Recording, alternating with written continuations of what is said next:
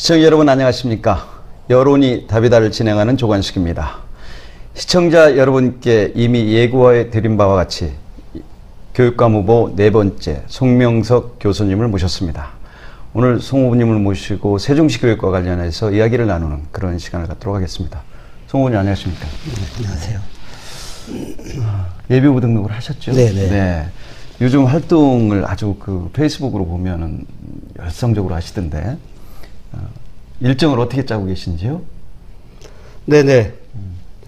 아침 저녁으로 거리 인사유세를 기본 일정으로 잡고 네.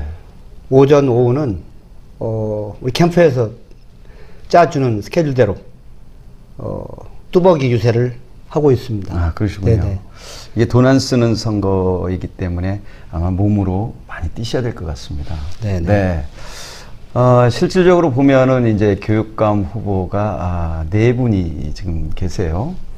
물론 한 분은 아직 등록을 안 하고 있습니다만 하신다고 하니 네 분이 되실 것이고 현 교육감을 포함하면은 결국은 다섯 분이 이제 경쟁을 하셔야 되는데 지금 다른 후보들과 이 대비를 해서 본인의 강점이랄까 이런 것들을 혹시 있으시면 그 시청자 여러분께 말씀을 좀 해주시죠. 아, 네. 네. 다른 후보들과의 대비된 강점이라 저는 일단 가장 젊지 않습니까? 네. 그리고 저는 참신하다고 생각합니다.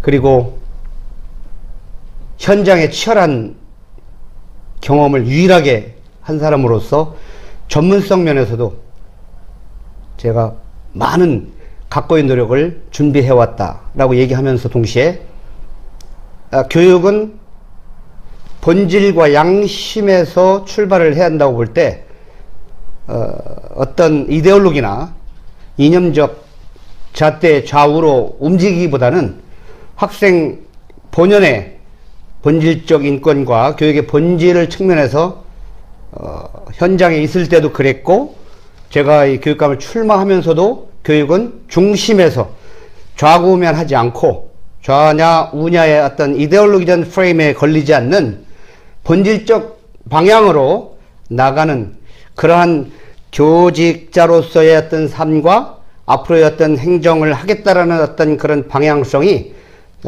중도적인 그런 어떤 학생과의 교감과 소통을 중심으로 해서 나가겠다고 하는 것이 저의 기본적인 철학이며 동시에 제 강점이라고 감히 말씀드릴 수 있겠습니다. 네.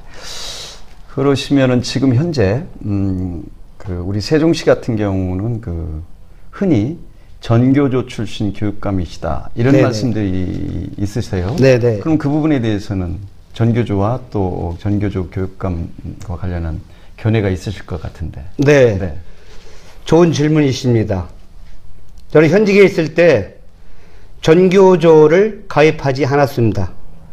그렇다고 해서 이쪽 교총의 한쪽에 끼우러진 그런 노조에도 가입을 하지 않았습니다. 물론 신규 때 교장선생님의 나름대로의 권위에 의해서 약간 몇 달 동안 가입을 한 적이 있었습니다만은 제 나름대로의 판단은 어떤 한쪽의 이데올로기적인 어떤 노조에 가입하기보다는 누가 어떻게 학생을 양심적으로 지도하고 교육 본질의 구현에 최선을 다할 수 있는가라고 하는 어린 교사였지만 그것이 뇌리에 박혔고 그것으로 32여 년간 일관성 있게 중심을 잡고 해왔던 것 같습니다. 그렇기 때문에 저는 개인적으로 전교조다 비전교조다 그런 이분법적인 프레임보다는 오로지 학생만을 보고 학생의 실력과 인권과 학생의 어떤 미래에 대한 비전을 정확하게 경험하자는 것을 제시할 수 있는 그런 교육자가 지금도 과거에도 필요했지만 앞으로는 더더욱 그러한 경험자가 필요할 것이라고 생각합니다. 네, 그러시군요. 그러면은 지금 세종시 교육이 가장 문제점으로 이렇게 드러난 것이 어떤 것이 있다라고 보시는지요? 네, 바로 목절에서 질문을 주셨던 부분이 바로 첫 번째 문제점일 수 있겠습니다.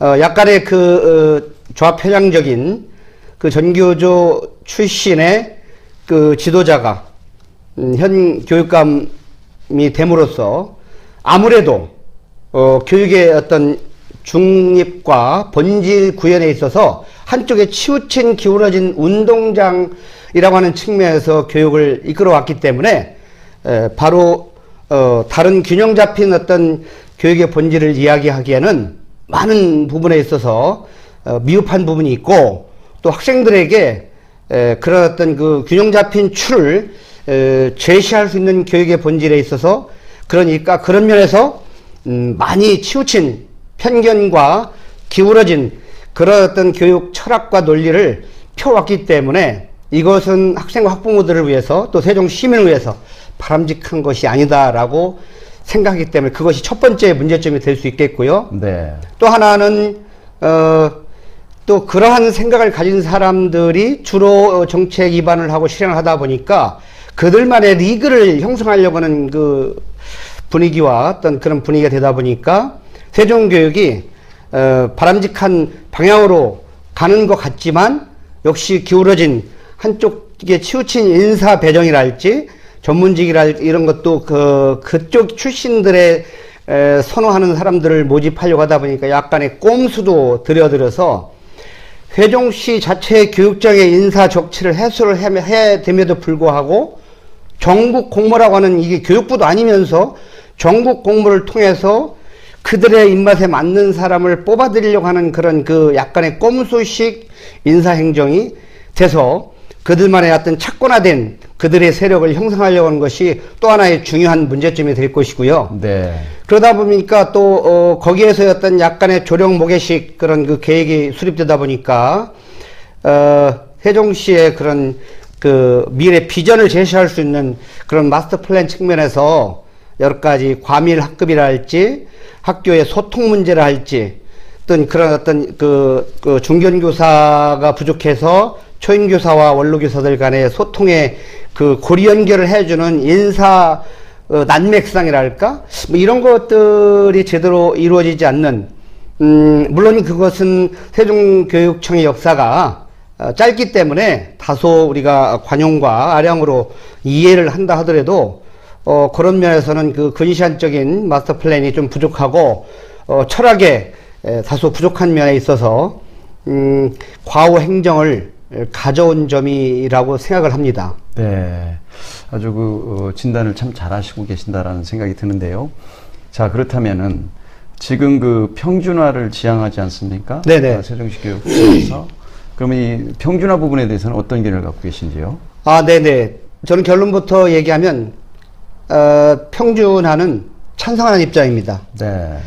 다만 그 평준화 이 기존의 평준화가 지금 약 30만이 된 요 시점에서의 평준화지만 앞으로 미니멈으로는 50만, 맥시멈으로는 80만의 세종시를 지향할 때 이 평준화 플러스 알파라고 하는 어떤 새로운 프로그램을 도입한 그 평준화를 응용한 평준화를 적용한 또 다른 업그레이드된 그런 어떤 특성화 학교나 새로운 모델식 새로운 어떤 프로그램을 도입을 해서 평준화에서 다소 학력 신장에 그 걸림돌이 되고 학력 저하가 될 수 있는 문제점을 고양시킬 수 있는 그러한 새로운 그 도입하는 프로그램 또는 신설학교 뭐 이런 거를 통해서 또 작게는 세종시 자급자족이 되겠지만 또 크게는 전국 공모를 통해서 우수한 학교를 많이 유치해서 평준화의 문제점을 절충할 수 있는 그런 프로그램을 보관을 가지고 있습니다. 아, 그럼 구체적으로 그 프로그램은 어떤 프로그램이에요? 네네. 일단 두 가지를 할 수 있는데 하나는 내부적이고 외부적입니다. 하나는 내부적은 평준화 속에서 학점제랄지 무학년제랄지 또는 수준별 수업의 내실화랄지 교사의 어떤 그 질관리라든가 교감의 질관리, 교장의 질관리를 통해서 인사 적체 시스템뿐만 아니라 교수법 함양 뭐 등등 이런 교육과정의 탄력적 운영을 통해서 평준하지만 학교가 달라질 수 있는 학력이 달라질 수 있는 그런 경영 시스템을 많이 바꾸려고 하는 것이 내부적인 평준화 속에서의 발전 체계라 한다면 외부적으로는 그런 안을 가지고 있습니다.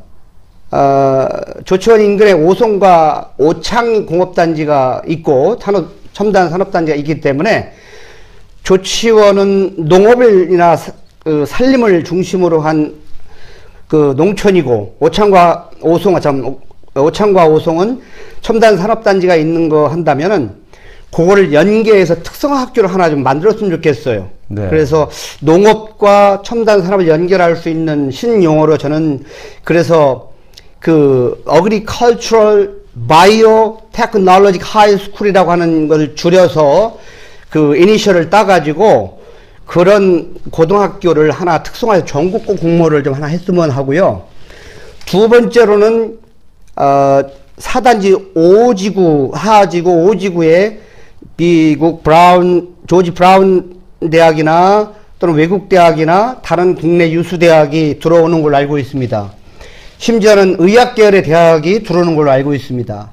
그렇다고 한다면 그런 어떤 것을 다 묶어서 할 수 있는 메디컬 하이스쿨 같은 경우도 특성학교로 생각하고 있습니다. 이 평준화를 보완할 수 있는 그 전국 공모를 하다 보면 네. 우수한 인재가 들어와서 그쪽 지역에 생기는 대학과 또 어떤 지역 연계성과 공동체의 합의라든가 또는 그 학생들의 앞으로 미래에 대한 진로의 연계성까지 고려한 그런 대학, 그런 고등학교 연계하는 프로그램을 생각하고 있고요. 네. 또 하나는 그 6단지나 6지구 이런 쪽에 생각하면서 외국 고등학교를 앞으로는 이제 있는 학교를 없애고 자사고도 없애는 그런 추세이지만 아시다시피 세종시에는 국제고등학교는 있지만 외국어 고등학교는 없습니다. 네. 이제 와서 무슨 외국어 고등학교냐라고 말씀하실지 모르겠지만 외국어 고등학교는 아니지만 외국어의 우수한 영재들이 국제고등학교는 커리큘럼 교육과정상 외국어 교육과정하고 완전히 다르거든요.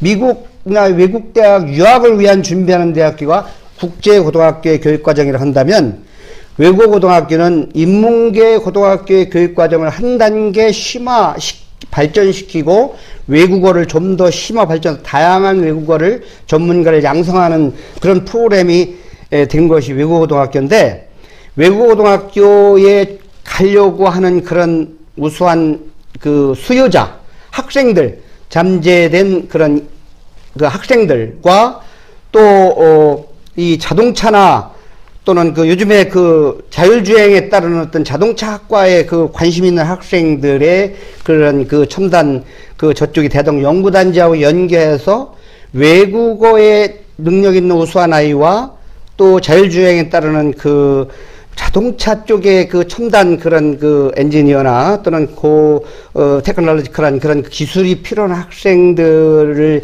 묶어서 할 수 있는 그거를 종합적으로 묶을 수 있는 특성화 학교를 또 하나 지금 생각하고 있습니다. 아, 네. 그래서 외국어고와 앞으로의 그, 네네. 그 4차 혁명에 대비한 인재들 그거를 바이오 영재성 학교를 전국구 공모로 네. 공모해서 지금 3개를 지금 구안하고 있습니다. 네. 조치원에는 농업 산업과 연결할 수 있는 바이오 네. 하이브리드 시스템으로 그다음에 외국어와 그 자동차 쪽으로 해도의 그 영재, 그다음에 또 메디컬 하이스쿨 같은 저쪽에 의료 대학이 들어왔을 때의 연계성, 이 3가지가 일단은 특성화지만 우수한 전국구 공모를 하다 보면 평준화의 한계점을 극복하면서 그 대안으로, 물론 시작은 미약하리으나 끝은 성대하리라 그런 말도 있지만 아무튼 그렇게 하면서 평준화에 지금 만들어진 것을 다시 되돌려서 비평준으로 간다는 것도 사실 논리적으로 맞지는 않고, 뭐 그러기 때문에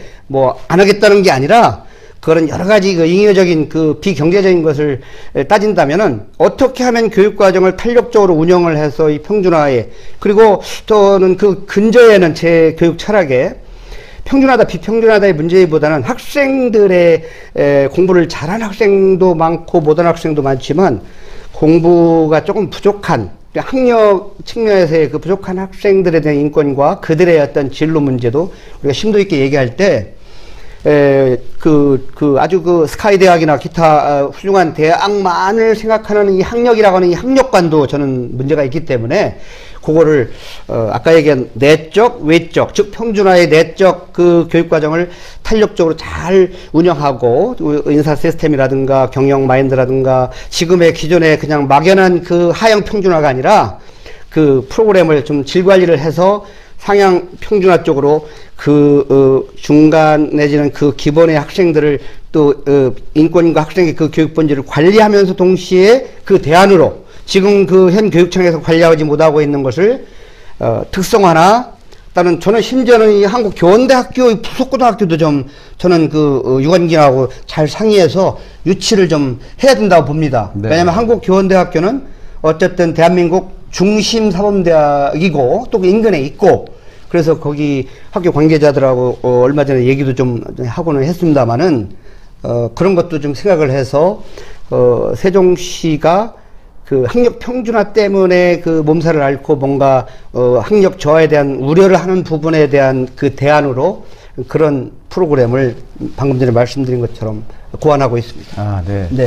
아주 그 다양하게 구상을 하시고 아주 좋은 아이디어도 지금 들었는데요. 네네. 문제는 이제 그 특성화고를 만들었을 때 네네. 예를 들어서 아까 말씀하셨듯이 외국어다 그러면 이 학생들이 거기에서 배운 것을 뭐 국가를 위해서 쓸 수 있는 외국으로 나가서 공부를 하고 온다가 이런 것이 아니라 오로지 그 얘기하셨던 스카이 대학을 가기 위해서 네네. 하나의 그 편법으로 사용하는 그런 경향이 나타나고 있어요. 네네네. 그래서 이런 것들을 과연 그러면 어떻게 조화롭게 교육감으로서의 역할을 네. 해줄 것인가 네. 이런 부분도 한번 말씀을 해주시죠.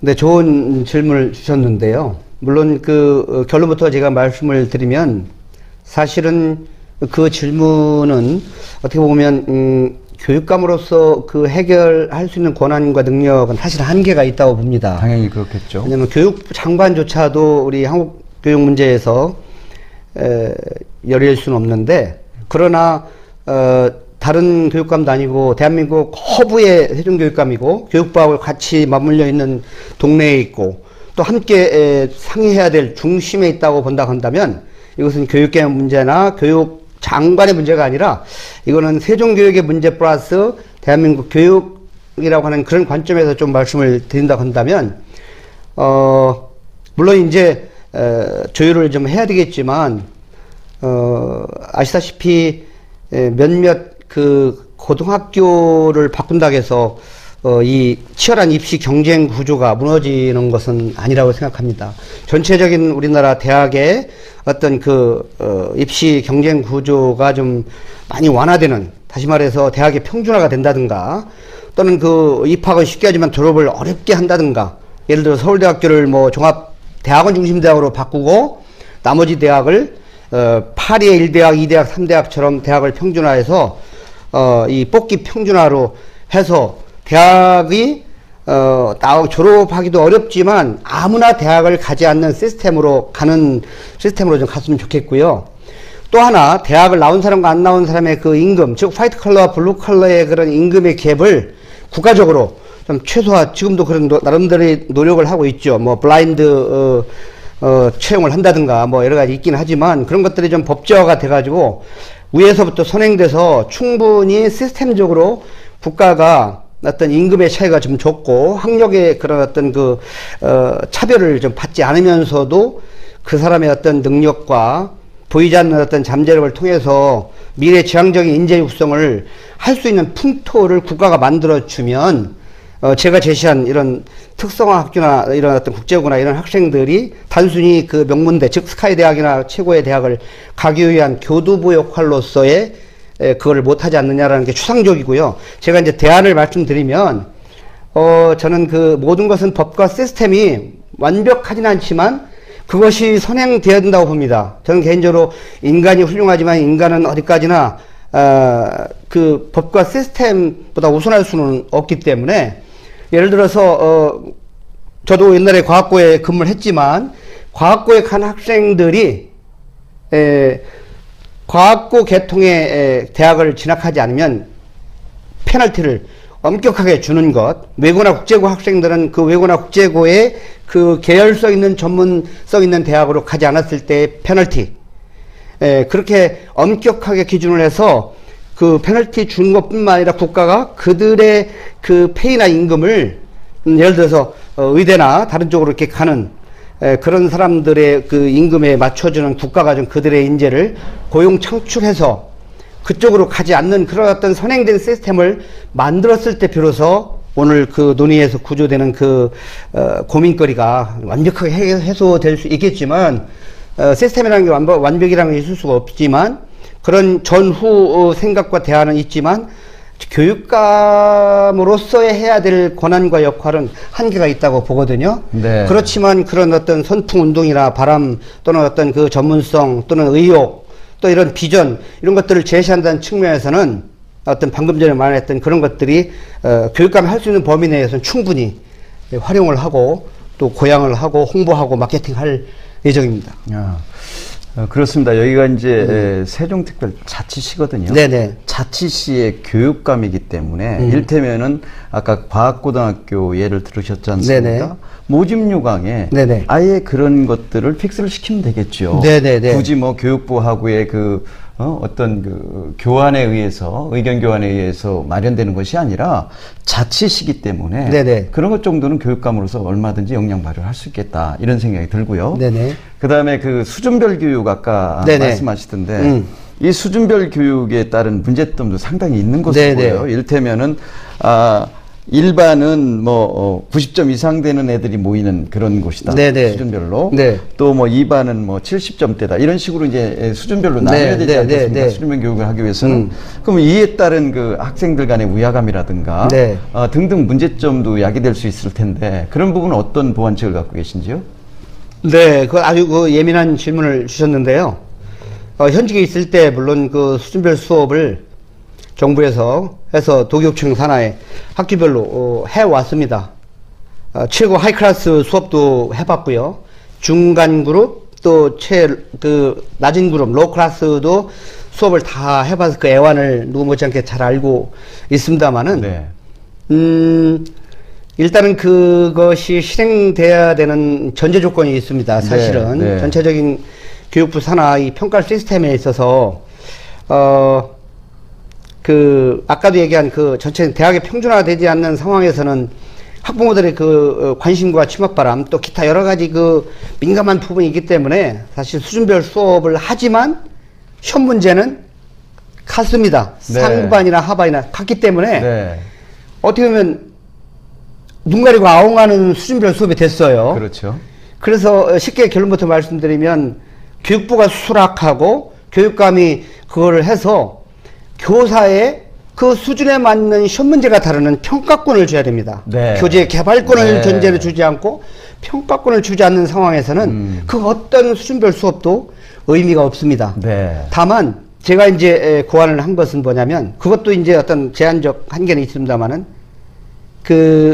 뭐 인권의 논란이 될 수는 있어요. 그러나 학력을 증진한다는 측면에서는 뭐 평준화였던 단점을 보완하기 위해서는 고육주책일 수도 있지만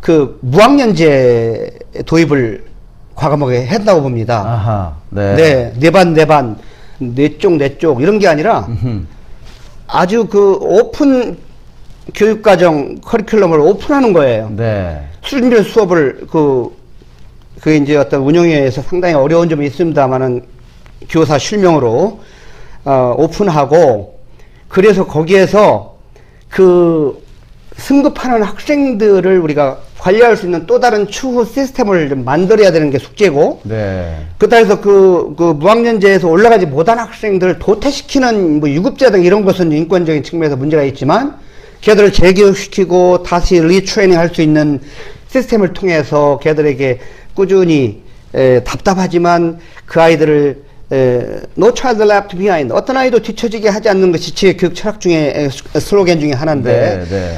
그거를 리교육 시키면서도 그러나 능력 있는 아이들은 조기 졸업이랄지 다른 어떤 학점 이수를 통해서 또 다른 프로그램을 가게끔 해서 어떤 그 중간 그룹이나 모든 학생들에게 보이지 않는 동기부여를 주지만 마지막 그 수준 떨어지는 학생들이라고 해서 동기부여가 안 돼서 머물렀다고 해서 낙제라든가 유급이라든가 이런 그 시대착오적인 것보다는 학교가 좀 배려하고 재교육시키고 힘들지만 참고 견뎌서 걔들 프로그램을 만들고 자란 아이들은 과감하게 속성으로 조기 진학 내지는 조기 졸업할 수 있는 시스템을 도입을 해서 그 수준별 수업에 대한 사실 결론부터 얘기하면 교사의 평가권과 교재 개발권과 그다음에 평가 그 시스템의 조기 졸업 이런 것들을 호환을 제대로 다 해서 능력 있는 아이는 능력 있는 대로 중간 그룹은 중간 그룹 아이들대로 또 좀 떨어진 아이들은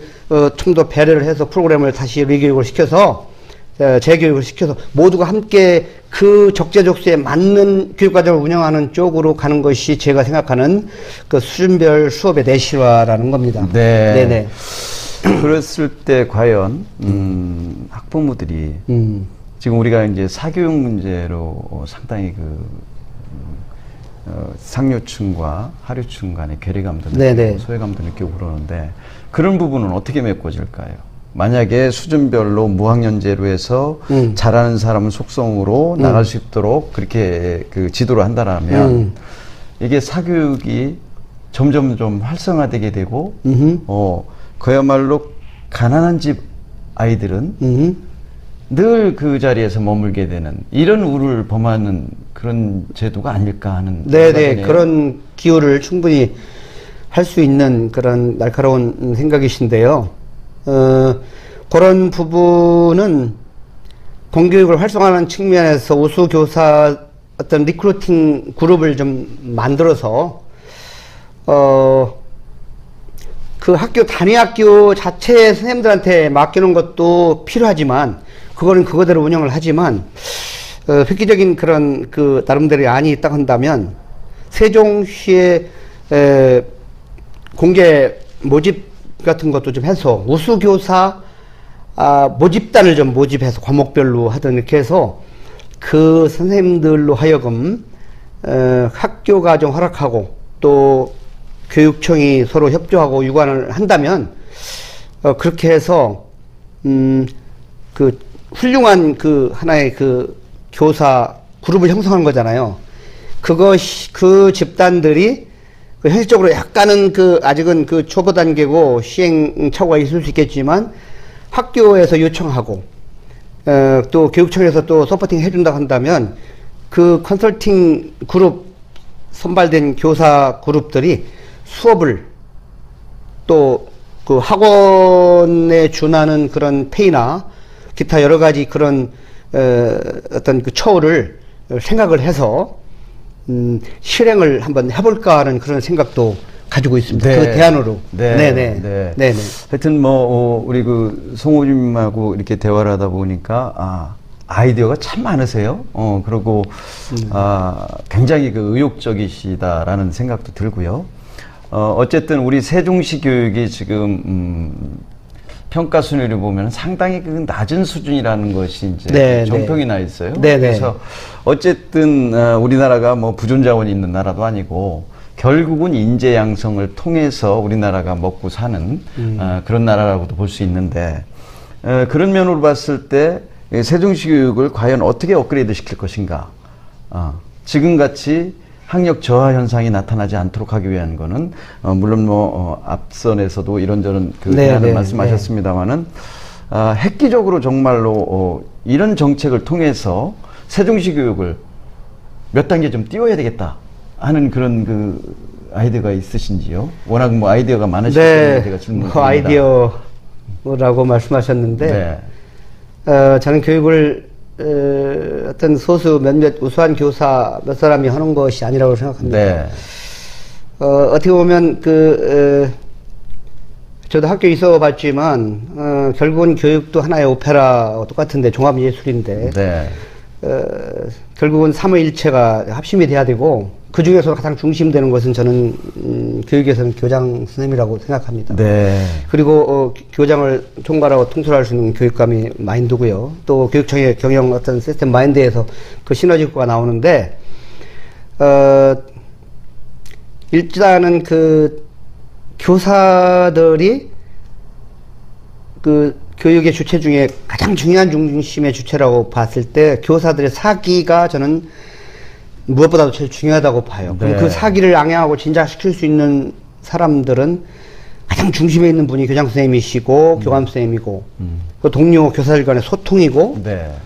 그 다음에 보이지 않는 학부모님들의 보이지 않는 그 후원이고 또 학생들의 어떤 그 존경과 또 신뢰인데 그럼에도 불구하고 단위학교에 교사를 사기를 진작시킬 수 있는 분은 교장 선생님입니다. 네. 그래서 저는 그 교장 선생님이 어떤 분이 그 학교에 보임되느냐가 참 중요하고요. 네. 또 어떤 수준의 어떤 전문성을 가진 분이 가셔야 되고 또 그러려면 교장 선생님을 어떻게 양성을 해야 되고 그리고 또 하나 저는 이제 건드리고 싶은 게 교감 선생님들한테 죄송하지만 교감 선생님들도 교무부장에서 교감이 되기가 참 하늘의 별 따기거든요. 네. 되신 이후에 훌륭하신 분도 많이 계시지만 이제 나는 이제 교감이 되면 곧 교장도 멀지 않으리. 이런 어떤 보이지 않는 나름대로의 그런 그 약간의 안일한 생각을 네. 가진 분들이 뭐 소수지만 네. 계세요. 그래서 저는 대안으로 교감의 질 관리도 교감도 1.3 내지 1.5배수 정도를 교무부장에서 선별을 해서 소정의 연수를 시켜드리고 그 중에서 교감의 공모제를 통해서 교감을 교육 공동체가 좀 선별해서 네. 교감 연수 받으면 100% 그냥 발령 내주는 것이 것이 아니라 교감을 질 관리를 해서 발령을 내드리고 그 어려운 난관을 통과했으니까 발령을 나지 않은 분들은 다시 추수지도라든가 좀 외람되지만 재교육도 좀 받으시고 왜냐면 교육 그 공동체들이 선별하지 않았다는 얘기는 선임하지 않았다는 얘기는 어쨌든 교감으로서의 연수는 받았지만 어디에 임지에 보내드릴 만큼의 소양이 다소 부족하다고 네. 생각하기 때문에 네. 그렇게 긴장도를 줌으로써 교감 관리가 되고 교장도 역시 같은 시스템으로 그렇게 해서 한 번 정도 필터링 할 수 있는 과정이 필요하다고 보면서 동시에 그 교장의 보직 때도 충분히 개방형, 초빙형, 내부형 공모제 세 가지를 교육부에서 하라고 하는데 그거를 골고루 좀 했으면 좋겠습니다. 기존의 그동안의 정권에서는 대개 교장에서 교감에서 시간 되면 연수 받으면 교장 라이선스를 받으면 교장으로 나가는 초빙형 교장으로만 거의 되어 왔는데 그것도 일정 부분 계속 그 시스템 유지하고 네. 또 특성화나 또는 특수한 학교는 개방형 시스템 그 교장 초빙제가 있는데 그거는 교사 자격증이 없지만 특성화는 주로 경영 마인드가 있어야 되니까 CEO로서의 어떤 성공한 리더가 된다면 비록 교사나 교장 라이선스가 없지만 CEO로서 그 학교를 경영할 수 있는 마인드를 교육 공동체들의 함의에 통해서 선별이 되면 교장으로도 모실 수 있는 그런 개방형 시스템 교장 공모제도 좀 활성화했으면 좋겠고요. 네, 네. 그 다음에 평교사를 포함한 교장의 라이선스를 가지고 있는 모두가 한 링에서 그 교장 자격증이 있든 없든 열심히 현장에서 열심히 한 교육과정을 운영해보고 교육 철학이 있다고 한다면 교육 공동체가 교장 공모 계획을 통해서 또 프레젠테이션을 통해서 또는 그 사람의 삶의 궤적을 통해서 모실 수 있다고 한다면 교사들이 평교사지만 열심히 하고 현장에서 피땀 흘려서 열심히 투혼을 하면은 나도 언젠가는 CEO가 될 수 있다라고 하는 희망을 가질 수 있게 함으로써 현장 교사들이 좀 더 상당히 그 희망의 문이 열릴 수 있는 대단히 죄송하지만 지금은 그 초빙형 교장 시스템은 하나가 되기 때문에 교무부장에서 교감 교장으로 가는 루트가 거의 99% 하나로 되기 때문에 그 루트를 가기 위해서는 보이지 않는 노력도 많이 하시지만 또 보이지 않는 비리와 보이지 않는 그런 여러 가지 공개 방송에서 말씀드리기 어려운 그런 그 불합리한 점들이 너무나 많고 아이들에게 양심을 팔고 본질에 충실하지 않는 분들. 네. 그러니까 현장에서 저는 오랫동안 현장에 유일하게 제가 피땀 흘려서 고3을 제가 25년을 했고 정말 수신이 자수선이 뭐 이 정말 이 처람을 겪은 사람으로서 그렇게 겪은 사람은 거기에 에너지를 팔다 보면 교감, 교장의 라인에 들어갈 수 없는 것이 현실의 풍토입니다. 네. 그분들에 대한 리워드, 보상을 네. 시스템을 통해서 네. 공개 경쟁을 시스템을 통해서 그럼에도 불구하고 픽업이 안 되나 어쩔 수 없지만 공개 링에서 한번 멋지게 붙어서 교육 공동체 가족이 픽업하고 선임할 수 있다 한다면 그 누가 그렇게 되면 교사들이 평교사나 교장이나 모두 희망을 가지고 열심히 해서 진정성 있는 교육 본질에 충실한 사람이 최고의 CEO가 될 수 있는 네. 그렇다고 한다면 현장은 그 피드백이 효과가 커서 교사 교육이 가장 중요한 그 한 요소 중에 주체가 교사인데 교사가 그 사기가 앙양돼서 그렇게 하다 보면은 학교는 당연히 발전할 수밖에 없습니다. 네. 학부모들이 신뢰할 수밖에 없고 네. 교사를 신뢰하고 교사 수업이 교수 학습이 훌륭하면 제가 이제 현장에 있을 때는 제가 한 학생도 잠을 재우지 않는 수업을 하자가 제 나름대로 부끄럽지만 네. 제 모토였습니다. 네.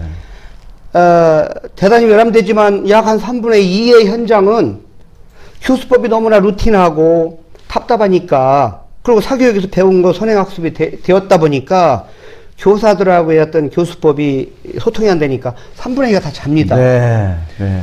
저는 개인적으로 그런 선생님들이 당신은 훌륭한 교수법이라 생각하지만 아이들이 들어주지 않고 다 엎어져 자는 3분의 2가 소외된 수업을 그거를 성공한 수업이라고 볼 수 없고 심지어 저는 그런 것도 교권을 얘기하기 전에 학생들의 인권도 저는 유린하는 거라고 생각을 해요. 네. 부모님들이 비싼 세금을 내고 수업료를 냈는데 잘하는 아이는 잘하는 대로 못하는 아이들을 깨우고 수업을 함께 소통해서 끌어가려고 하는 그 99마리 중요하지만 한 마리의 미랄도 끌고 갈 수 있는 그런 교사의 어떤 소명의식과 철학이 없는 교사들이 요즘에는 많이 좋아졌으면 모르지만 제가 퇴임하기 전에 얼마 전만 해도 꽤 괜찮은 학교임에도 불구하고 아이들 탓만 하고 자기 교수법의 그런 그 낡은 시스템이라고 생각하지 않고 네. 적당히 무시해버리는 네. 그러한 교사도 반성을 많이 해야 되고요. 네. 시스템도 많이 그렇게 해야 되고 그러려면 교사들이 교수법에서 아이들이 이게 그 3분의 2의 호응을 못 얻는 교사는 당연히 성과급이나 기타 근평에서 불이익을 받을 수 있는 그런 엄격한 저는 시스템도 저도 교사 출신이긴 하지만 당근과 채찍을 강력하게 저는 해야 된다고 생각합니다. 네. 그래야 이 사교육을 능가할 수 있는 우수 교사가 학생들을 가르칠 수 있고 경쟁력 있는 공교육이 된다고 생각하거든요. 저는 네. 그거를 만들 거고요. 차제에 제가 하나 빠뜨린 게 있다 한다면 지금 교장, 교감, 교사들의 질관리 일 또 하나 가장 중요한 것은 가장 우수한 학생들이 들어가서 우수한 학생들이 형성되다 보니까 대한민국 스카이대학이 오늘날이 와 있듯이 우수한 교사가 되려면 우수한 교사를 뽑는 임용고시 시스템도 저는 같은 맥락에서 저는 다시 제고할 필요성이 있다고 생각합니다. 네. 저는 그 시스템의 그 평가 시스템도 바꿔야 되겠지만 가장 특이할 만한 것이 뭐냐면 뽑았지만 물론 예고제를 하겠죠. 예고제 6개월 내지는 1년 정도의 15제 인턴십제를 도입할 겁니다. 그래서 현장에서 투입을 해서 네. 그 평가 그 어렵게 뽑은 학생들에 대한 그 여러 가지 문제점이 있습니다만은 그 바로 뽑아서 시험만 잘 본 학생들에게 현장에 내보냈더니 중견교사와 고참 교사들과의 소통도 안 되고 아주 철저하게 전문성은 뛰어나지만 이기적이고 또 어떤 그 교직 문화에 대해서 잘 소화가 안 돼서 어떤 지금 어려운 점이 난맥성이 있는데 현장의 그 인턴십제를 통해서 어렵게 시험에 합격했기 때문에 그 학생들을 그 우수 예비교사들을 자르진 않지만 우선 그 현장의 인턴십제에서 고가 점수를 많이 받은 선생님부터 임시에 배치를 하면서 그 늦게 고가점을 낮게 받은 선생님은 또 역시 재교육을 시킬 프로그램을 만들어야 되겠습니다. 네. 그래서 잔인한 거지만 우리가 모두 우리가 공교육을 살리려면 그걸 예고제로 하니까 임용고시를 뽑기 전에 예고제를 할 것이고 아까 교감도 그렇고 교장도 예고제를 해서 프로테이즈를 해서 한 번에 100% 뭐 이렇게 혁명적으로는 하지 않겠지만 예고제를 통해서 하고 싶습니다. 저는 그렇게 할 겁니다. 네. 네네네. 우리 송 후보님하고 대화를 하다 보니까 시간 가는 줄은 모르겠어요. 워낙 네. 뭐 많은 그 아이디어도 갖고 계시고 현장 교육을 오랜 동안 경험을 네네. 위해서 하신 분이라서 뭐 많은 말씀들을 그 좋은 말씀 많이 주셨는데 마지막으로 우리 그 시청자 여러분께 하고 싶은 말씀이 계시리라고 봅니다. 마무리 발언으로 좀 한번 하시죠. 네네. 네. 네, 세종 시민 여러분, 안녕하십니까. 지금까지 제 말씀을 잘 들어주셔서 감사합니다. 저는 세종 시민한 사람으로서 또 전직 교육자인 사람으로서 그리고 보시다시피 앞으로 교육감 후보 입장에서 저는 교육을 그렇게 대단히 성대하게 거창하게 보지 않습니다. 교육하기도 없는 제 나름대로의 교육의 정의를 감히 말씀드리면 저는 이 시대의 미래지향적인 인재를 키우기 위해서는 교육은 남을 짓밟는 그런 남을 이기는 그런 교육이 아니라 나를 이기는 극기의 교육이 돼야 되고 더불어 함께 이 힘들고 험난한 세상을 함께 어깨를 나란히 살아가는 상생하는 교육이 됐으면 좋겠고 그리고 우리 시골 말로 눈치코치가 있는 즉 물자를 보고 까불 수 있는 유연한 사고와 융통성을 가진 그런 유연한 사고를 우리가 만들어내는 것이 저는 진정한 교육이라고 생각합니다. 아시다시피 미래교육은 창의적인 능력이 있는 것인가 비판적 능력이 있는가 또는 어떤 협업과 협동 능력이 있는가 또는 그 미래의 비전을 제시할 수 있는가 사람을 관리를 잘할 수 있는 관계지수가 뛰어난가 사회성 지수가 뛰어난가 이런 것들을 우리가 겸비한 아이로 키우려면 단순히 영어 수학의 어떤 계량화된 그런 점수 위주의 아이들보다는 우리가 모두 함께 살면서 자기 자신을 극기하면서도 미래에 겪어보지 못한 미래에 대한 비전을 제시하면서도 따뜻한 가슴과 온기를 가진 사람으로서 아주 지혜롭고 융통성 있고 아주 탄력적인 그런 리더로서 키우는 것이 교육이라고 생각하기 때문에 저는 저에게 소임이 주어진다면 그런 교육을 하겠습니다. 시민 여러분 지켜봐 주시고 저에게 힘을 주신다면 저는 반드시 해낼 겁니다. 감사합니다. 고맙습니다. 네.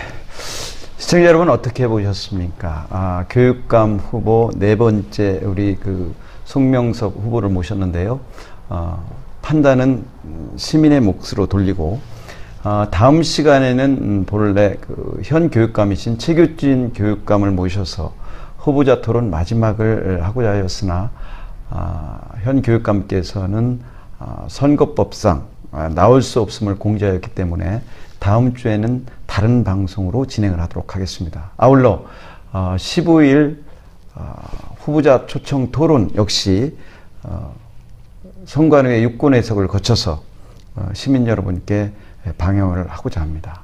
지켜봐 주시고 이제 3월이 되었습니다. 여러분 가정에 봄 기운 가득하고 행복한 나날이 되시기를 기원드리면서 오늘 방송 여기서 마무리하도록 하겠습니다. 시청자 여러분 다음 시간까지 안녕히 계십시오.